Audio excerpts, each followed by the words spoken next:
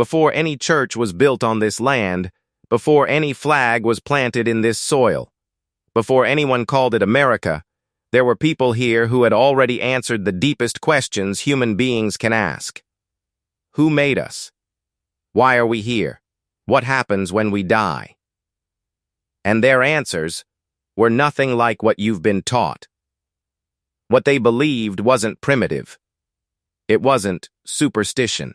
It was a complete, sophisticated, living cosmology built over tens of thousands of years of watching, listening, and living in deep relationship with the world around them. And most of it was deliberately erased. Today we go back. Before the erasure. Before the missions and the boarding schools and the Bibles handed out at gunpoint. We go back to what they actually believed. Now a critical note before we begin. Native Americans is not one people. It never was. At the time of first contact, there were over 500 distinct nations on this continent, each with their own language, their own stories, their own sacred practices. What we're doing today is tracing the common threads, the beliefs that appear again and again across cultures, while honoring the fact that difference and diversity were always part of this world. This is not a single story. It is the echo of many. The single most important thing to understand about pre-colonial Native American belief is this: everything was alive. Not metaphorically. Not as poetry. Literally alive. The river was not just water. It had a spirit, a personality, a will. The mountain didn't just sit there, it watched. The wind didn't just blow, it spoke. Every tree, every stone, every animal, every cloud existed inside a web of consciousness that extended in every direction. Modern Western thought separates the world into two categories: things that are alive and things that are not. You're alive. The rock is not. Indigenous cosmology rejected that division entirely. This concept, known today in academic circles as animism, was the foundational operating system of virtually every native nation on this continent. The Lakota called it Mitkuye Oisi. It roughly translates to all are related. Or, more literally, we are all connected. All beings. All things. One living web. The Ojibwe spoke of Manidoog spirits that inhabited every aspect of the natural world. Not gods sitting in the sky judging you. Spirits living inside the world itself. And this wasn't a belief held passively, like believing in something you've never seen. It was an active, daily, moment-to-moment relationship.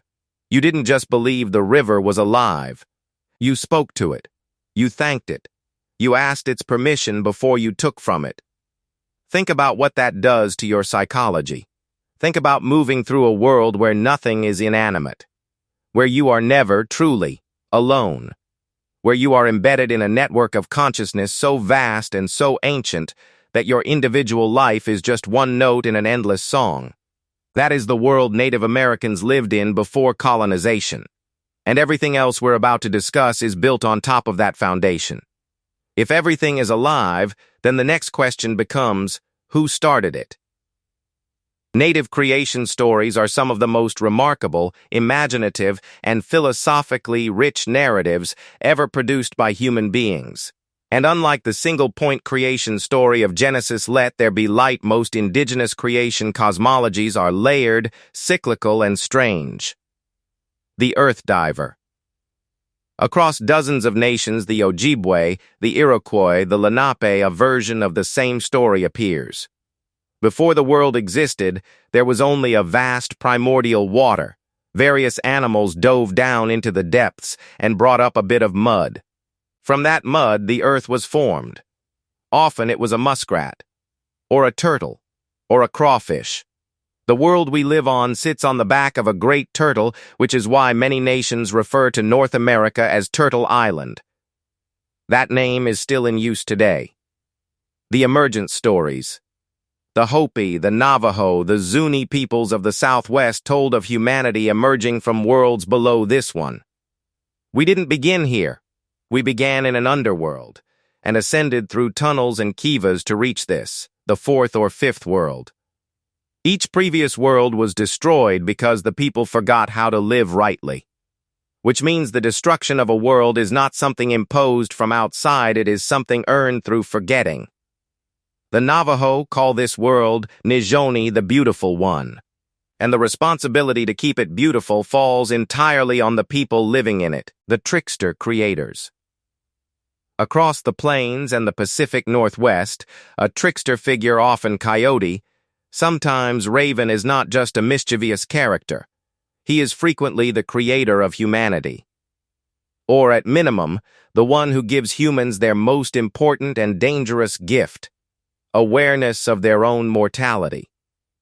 In many stories, Coyote debates with other creators about whether humans should live forever. He decides they should not.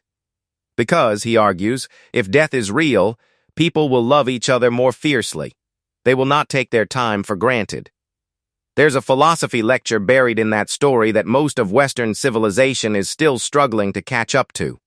In pre-colonial Native American belief, the relationship between humans and animals was not one of dominance. It was one of kinship. Many nations believed that humans and animals were once the same kind of being. That at some point in the ancient past, animals chose to take their present forms and enter into a sacred agreement with human beings. The animals agreed to offer themselves as food. In exchange, humans agreed to honor them, waste nothing, and maintain the balance. This is not mythology used to justify hunting. This is a contract. A reciprocal relationship with spiritual weight behind it. The Plains nations and their relationship to the bison is perhaps the most documented example. To the Lakota, the Cheyenne, the Comanche, the bison was not just food. The bison was a relative. When a hunt was successful, ceremonies were performed. The hunter spoke to the animal's spirit. Nothing, not the bones, the hide, the organs, the fat, was discarded without purpose. The bison gave its life.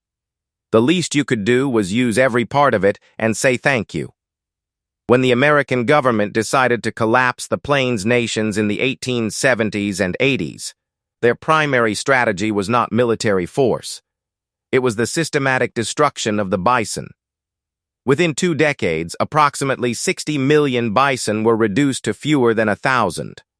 They didn't just kill the food source, they killed the center of a spiritual universe. The Pacific Northwest nations had a similar relationship with salmon. The salmon were considered people, the salmon people, who lived in villages beneath the ocean and every year chose to transform into fish and swim upstream to feed the human nations. The first salmon ceremony at the beginning of every season was not optional. It was a renewal of the covenant. Without the ceremony, you were breaking your end of the deal. And in indigenous logic, the universe notices when you break your deals. How a culture understands death tells you almost everything about how they understand life. Pre-colonial Native American beliefs about death were extraordinarily varied, but again, certain themes appear again and again. The spirit world was not far away. In most indigenous cosmologies, the dead did not go somewhere else entirely. They went just beyond the veil. The spirit world overlapped with this one. Ancestors were not gone, they were present, just not visible. You could speak to them. They could influence events. They watched. They guided. They warned. This is why ancestor reverence was not a superstition, but a practice. You maintained your relationship with the dead because the dead were still your relatives, still part of your community, just existing in a different layer of reality. The Lakota Ghost Dance. In the late 1800s, already deep into the era of colonization, a spiritual movement called the Ghost Dance swept across the plains. A Paiute visionary named Wovoka had a vision. If the people danced and prayed, the ancestors would return, the bison would come back, and the colonizers would vanish.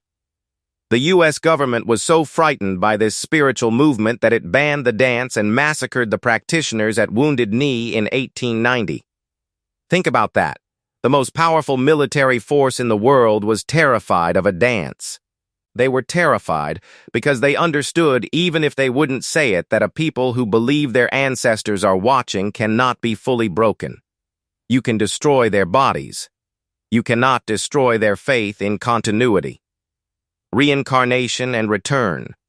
Many nations held beliefs about reincarnation, souls returning in new bodies, sometimes within the same family. Children who bore unusual birthmarks or who spoke of memories from another life were watched closely. Among the Tlingit and Haida peoples of the northwest coast, reincarnation within the lineage was considered common. The soul of a grandparent might return as a grandchild.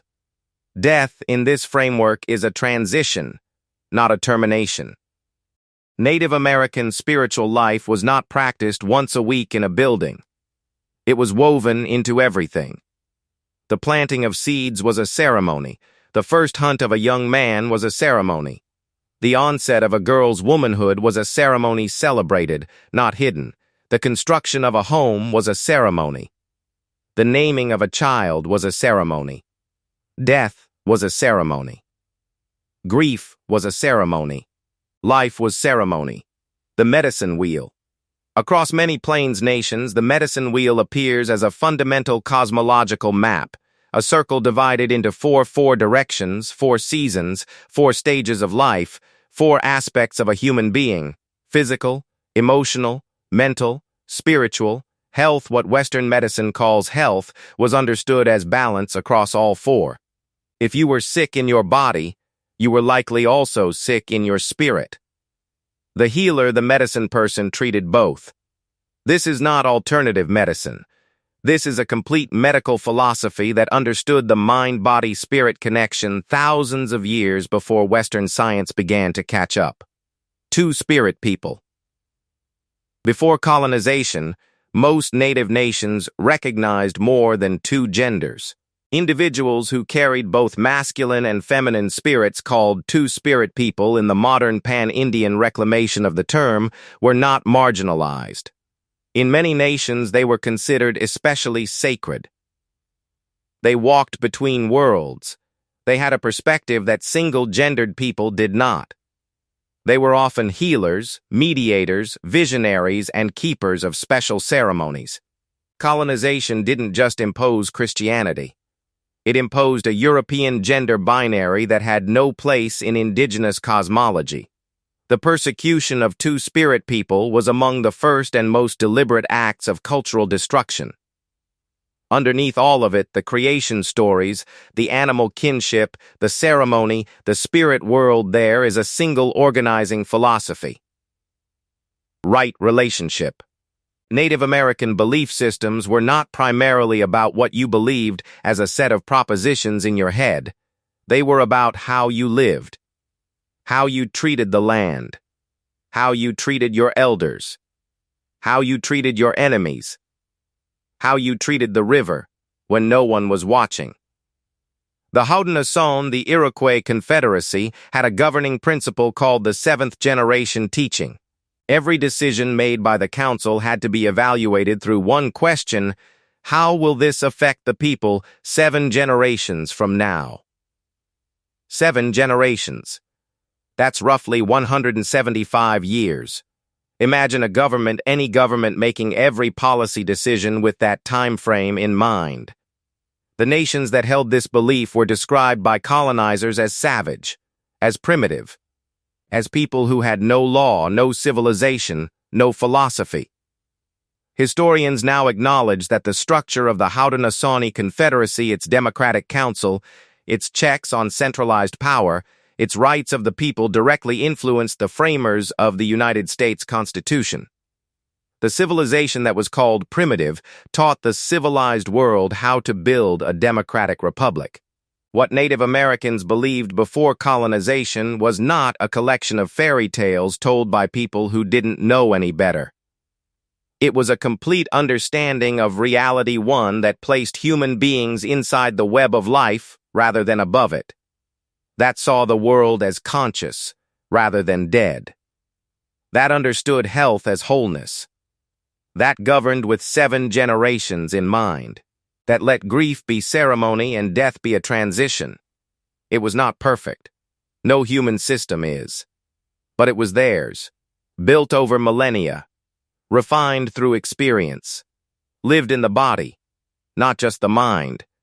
And when it was taken through violence, through legislation, through forced assimilation, through the deliberate destruction of language and ceremony and land, what was lost was not just culture. What was lost was a way of knowing the world. Some of it survived. In the nations that are still here, in the ceremonies still being performed, in the languages being reclaimed by young people who refuse to let them die. The story is not over.